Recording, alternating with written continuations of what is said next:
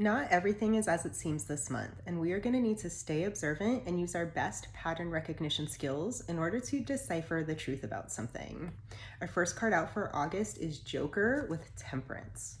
And so there could be somebody who presents themselves this month as a very important person or a person in charge when actually they're a little guy, they're a lackey on somebody else's leash. And the person who is actually calling the shots is being concealed, either from you personally, if this is playing out within your personal life, or they are being concealed from the public, if this is playing out within the collective, society, the country, or the world stage. Another thing that could happen is it could feel like nothing's happening, and that in and of itself could feel extremely difficult for a lot of folks. But the truth is, there is a lot happening. It's just playing out behind closed doors, or whatever's happening is again being concealed from you or from the public. There could be some kind of major announcement that is made this month with the messenger card. In a traditional deck, this is the Hierophant card, but in this deck, it's called the messenger, and it shows somebody standing at a podium giving a speech to a large crowd. So again, somebody could present themselves as a person with a lot of information or a person in charge or an expert, and they could be delivering some kind of information this month that is not quite accurate. And so it could be that the majority of the information is true, but there are lies slipped in, or not all of the facts are given. And that is why we are going to need to simply observe what information is being given to us, and then be smarter than that. Be able to read between the lines, or just know based off of what you have seen play out in the past what is most likely taking place at this time. Whatever information is delivered, it's going to catalyze people. This is a crossroads month. We are essentially going to be forced to move in one direction or another, again, either individually or as a collective. And I think that split is going to be very obvious. It's going to be very clear that there has been this big divide in reaction to whatever information is shared. Some folks are going to move in a direction that is going to be profoundly healing. This will be healing for you, for your inner child, as well as for your family, your lineage, or your community.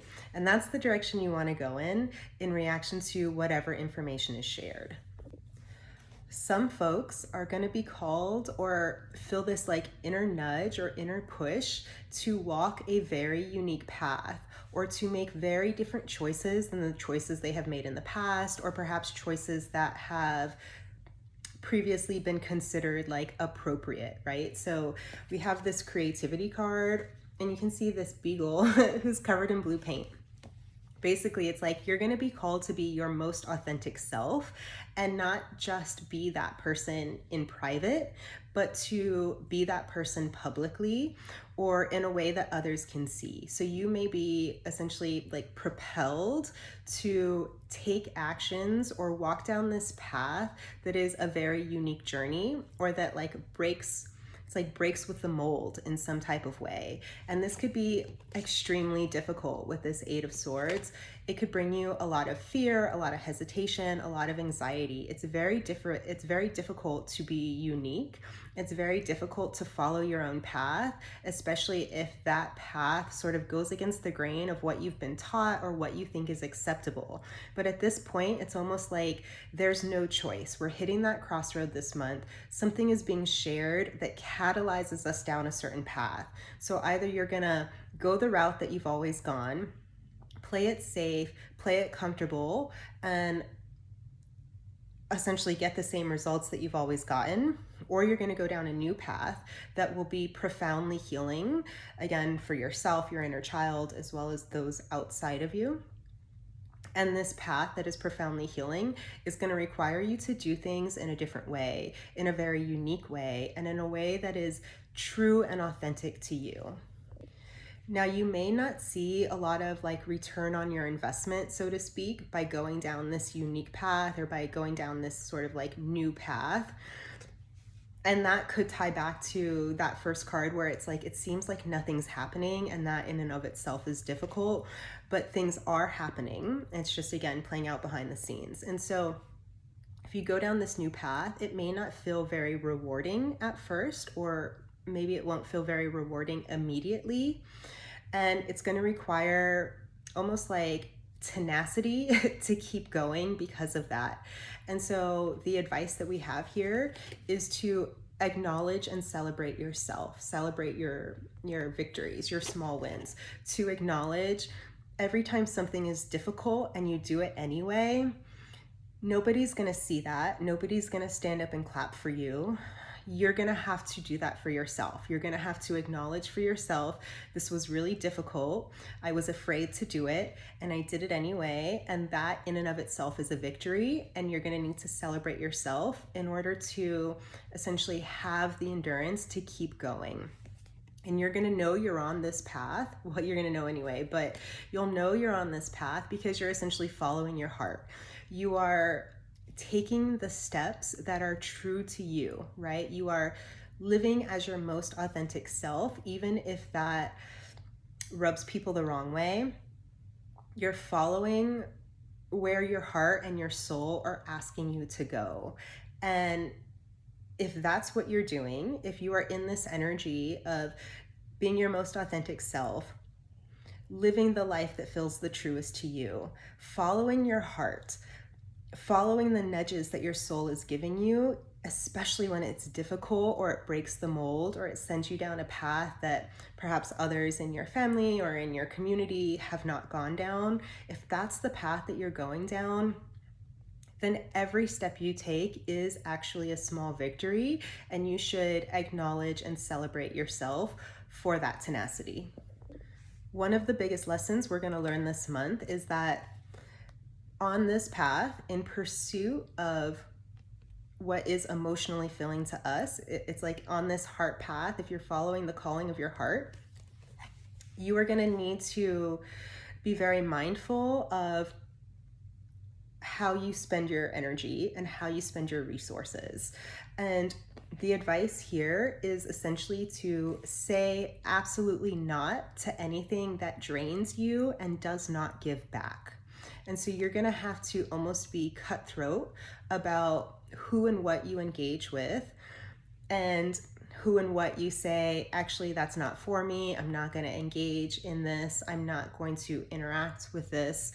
I'm not going to feed this, right? And so if there are people, places, or situations that are draining you, that are taking life from you, that are taking resources from you, and they are not pouring back into you in equal amounts, then that is a surefire way to know that that person, place, or situation is not for you. And the only person who can identify that is you.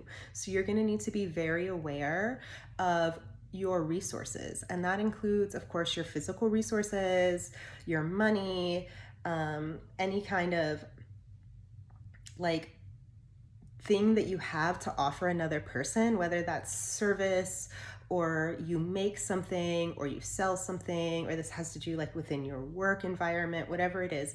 If you are pouring out in some way, you need to be able to look at that situation very clearly and without bias in order to assess, am I being filled back up? Am I being poured back into? Is my value being met?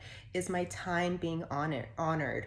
Are my resources being used in a valuable way? Am I being essentially acknowledged and rewarded for the resources that I myself am expending in this situation?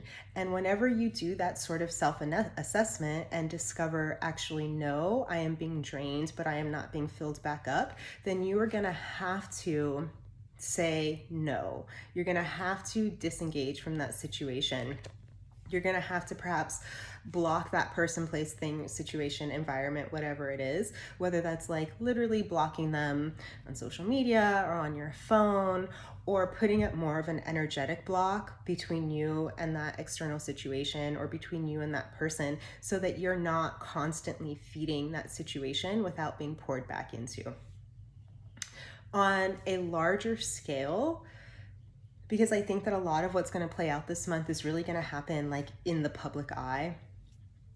On a larger scale, you're going to have to assess when your attention is actually taking from you. So if there is, for instance, some big event or some big announcement that's made, and then you want to like tune into the news, or you're like doom scrolling to get the latest information, at some point you're giving your attention to a situation that is just absolutely draining you.